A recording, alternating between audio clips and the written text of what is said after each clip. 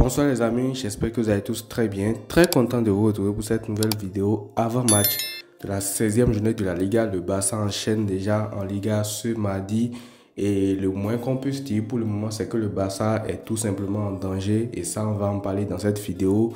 Mais déjà il faut retenir que le Barça va se déplacer à l'extérieur contre Mallorca dans le stade Son Moi, face à cette équipe-là qui a fait du mal au Barça justement la saison passée parce qu'on a déjà eu beaucoup de mal contre eux. Je ne sais pas si vous vous rappelez, mais on avait fait 2 buts partout contre eux là-bas. Ils avaient mené 2 fois dans le match. On est revenu 2 fois, donc ça a été très compliqué contre eux. Et on va devoir faire ce déplacement difficile là. Donc dans cette vidéo, on va parler un peu de l'état de forme du Barça, justement, de certains joueurs clés. On va parler également de notre adversaire, de Mallorca, de la forme dans laquelle ils sont et tout. Et en fin de vidéo, je vous donnerai mon 11 idéal. Alors, avant d'aller plus loin, n'hésitez pas à liker la vidéo, à vous abonner si ce n'est pas encore fait. C'est gratuit et ça me soutient tout simplement. On commence donc par le Barça où je disais dans l'intro qu'on est dans une sale situation actuellement. Et le pire, c'est que cette situation-là, on s'est mis dedans tout seul en fait parce qu'on avait beaucoup de marge.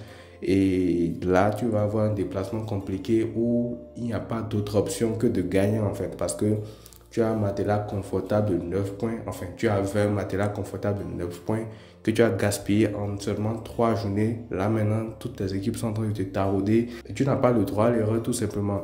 Peu importe le stade compliqué de Mallorca et tout, peu importe les conditions et tout, tu dois forcément prendre les 3 points parce que tu as perdu toute ton avance, comme je l'ai dit, en seulement quelques journées. L'Atlético Madrid là est en train de revenir à 2 points du Barça. Le Real Madrid est très proche également. Et sachant qu'on joue l'Atlético également en fin décembre, on donne une motivation supplémentaire à cette équipe-là de Cholo Simeone pour venir défier le Barça au Montjuic également. Donc voilà, l'objectif c'est très simple, on doit gagner les 3 points et ça c'est non négociable dans la situation dans laquelle on est actuellement. On a besoin de points, ça fait 3 journées qu'on n'a plus gagné en Liga, c'est très inquiétant. 2 défaites, un match nul et si on perd encore des points cette fois-ci contre Mallorca, là je peux vous dire que ça va devenir très sérieux. Et je pense même qu'on aurait donné la Liga, tout simplement, on aurait offert la Liga sur un plateau au Real Madrid. Et ça sera le plus grand changement de situation que j'ai vu ces dernières années en Liga. Avec un tel nombre d'avances que tu perds bêtement, j'ai envie de dire. Donc il faut vite relancer une nouvelle dynamique en Liga. En Ligue des Champions, tu es quand même sur une bonne phase. Depuis la défaite contre Monaco, tu n'as plus perdu de match. Tu as la meilleure attaque de la Ligue.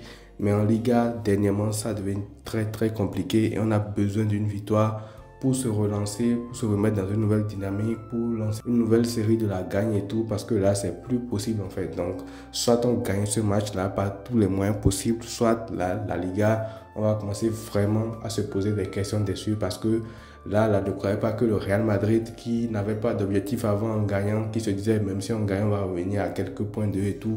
Là, ils ont une motivation supplémentaire aussi de leur côté de se dire que si jamais on gagne tous nos matchs, on ne s'aille pas, on va passer devant le FC Barcelone. Et ça, mentalement, ça peut constituer également un boost de fou. Et dans cette période, justement, comme un malade n'arrive jamais seul, dans cette période où c'est compliqué, où il va falloir forcément gagner des points, où on est dos au mur et tout, il fallait qu'on tombe sur une très bonne équipe de Mallorca, un rock. Cette équipe-là de Mallorca, c'est une équipe très sérieuse de Liga cette saison en tout cas. Et en plus de ça, c'est que c'est une équipe qui est très dure à jouer à domicile, un peu comme les équipes de Liga généralement, hein, dans leur petit stade et tout. Vous connaissez un peu le décor, donc c'est une équipe dure à jouer. Comme je l'ai dit au début de la vidéo, on avait fait un match chez eux également la saison passée. Et surtout que cette année, ils sont 5e du championnat de Liga. Oui, vous ne rêvez pas, ils sont 5e du championnat de Liga. Après 15 journées, donc presque la moitié de la saison, ils sont 5e. Ça veut dire qu'ils sont vraiment réguliers cette saison. Et justement, pour cause sur les 15 matchs qu'ils ont joué cette saison, il y a 7 victoires, il y a 3 matchs nuls et il y a 5 défaites. Et pour une équipe comme Mallorca, c'est quand même très costaud. Quand tu sais à côté que le Barça, par exemple, a 3 défaites également en Liga. Alors, concernant Mallorca, il y a quand même quelques absents de taille, j'ai envie de dire. Bon, il y en a un en particulier, c'est Muriqi, l'attaquant de pointe, solide comme un roc, un gaillard qui peut faire du mal à une axe centrale et tout. On l'avait vu la saison dernière, je pense qu'il a marqué contre nous et tout. Donc, son absence, c'est un point important à prendre en compte. Mais il ne faut pas se tromper. C'est pas un joueur, j'ai envie de dire, irremplaçable dans cette équipe de Mallorca là, parce que malgré son absence, ils ont quand même un bon Kyle Larin qui est là, qui va le seconder dans ce poste-là d'attaquant. Et en plus de ça, ils ont quand même pas mal de bons joueurs, on ne va pas se mentir.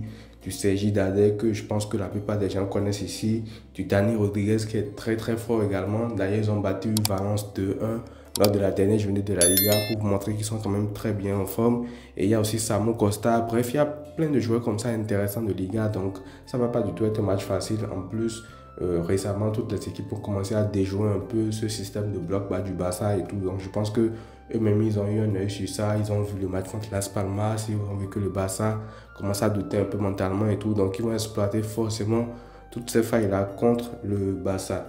Alors, avant de finir et passer au 11, j'aimerais aborder quand même un point très très important concernant un joueur en particulier de l'effectif du Barça. C'est tout simplement Monsieur Dani Olmo.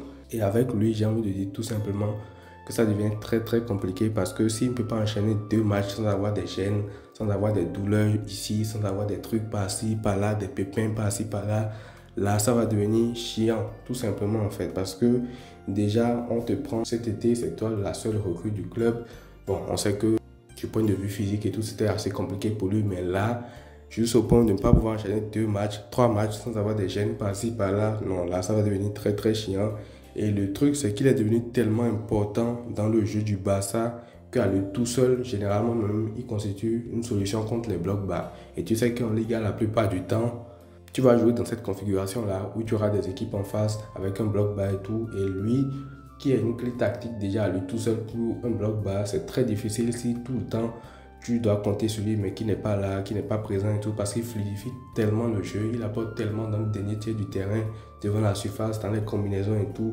Mais s'il a toutes ces qualités que tu ne peux pas exploiter là, c'est comme si tu n'as pas le joueur en fait, tout simplement. Donc là, ça commence à devenir n'importe quoi. Et même contre Mallorca, je ne sais même pas s'il va jouer, parce que contre Las Palmas, c'est au dernier moment, on apprend qu'il a des gènes, donc finalement, il ne va pas jouer, il n'est même pas rentré en jeu. Et contre Mallorca, je ne sais pas s'il sera titulaire, je ne sais même pas s'il va rentrer en jeu également. Donc, franchement, avoir un joueur de qualité, c'est bien, mais quand tu peux l'exploiter, quand tu peux l'utiliser, c'est encore mieux. Donc là, je ne sais pas comment ça va se faire et tout, mais ça va devenir très très compliqué. Et si ça se passe même déjà comme ça en début de saison où tu as des échéances beaucoup plus relaxes en Liga, je me demande quand tu vas arriver dans des moments clés de Ligue des Champions, mars, avril, mai et tout, si tu vas loin dans la compétition, bien sûr, quand il y aura des matchs clutch où tu auras besoin de tout ton effectif, s'il n'est pas là, ça va devenir très très dur et très pénalisant pour le Barça parce que sur le banc, tu as un Fermín López également qui n'est pas au niveau de ce qu'il montre la saison dernière, c'est ce qui complique en plus la tâche parce que si tu as un Fermín qui peut rentrer en jeu, qui est plus clinique, qui a ce côté très décisif qu'il avait la saison passée, bon, je ne vais pas dire que la question ne se poserait pas, mais ce serait quand même mieux parce que tu compenses avec un profil. Mais vu la forme dans laquelle est Fermín actuellement aussi, je pense qu'un Daniel Mo à 100% ferait du bien. Mais là, ça s'annonce hyper chaud. Alors, pour finir la vidéo, donc on va parler du 11 idéal que moi je proposais pour ce match-là. Au goal, Iñaki Peña, parce que visiblement, Flick n'a pas envie de faire avec Chesney, il a envie de laisser encore du temps à Iñaki Peña. Donc, voilà, je remets Iñaki Peña, même si lui aussi sur sa ligne devrait faire quand même beaucoup mieux que ce qu'il a montré récemment. Même s'il a fait quelques bons matchs, je ne refuse pas, surtout le match contre le Celta Vigo, je crois qu'il fait un très très bon match, mais lui, c'est plus un gagnant à géométrie variable en fait. Des fois, il fait un très bon match, des fois, il est moyen, des fois, à chaque frappe, c'est un but et tout. Donc, franchement, je comprends plutôt ce gardien-là. En défense, Koundé, en espérant qu'il élève son niveau, charnière centrale, Koubassi, Nico, Baldé sur le côté gauche, parce que malgré le coup qu'il a reçu dernièrement, je pense qu'il va bien, la presse l'a dit et tout. Au milieu de terrain, le retour de Casado va faire énormément de bien parce qu'il a manqué dans ce milieu-là contre Las Palmas. On ne s'en rend peut-être pas compte, mais l'apport de Casado a beaucoup manqué au milieu de terrain. Tu avais un Gavi qui n'est pas forcément encore à 100%. Je n'ai pas envie de lui tomber dessus parce que physiquement, ça se voit, même techniquement aussi pour conserver le ballon, pour casser le rythme de l'adversaire et tout. C'était assez compliqué.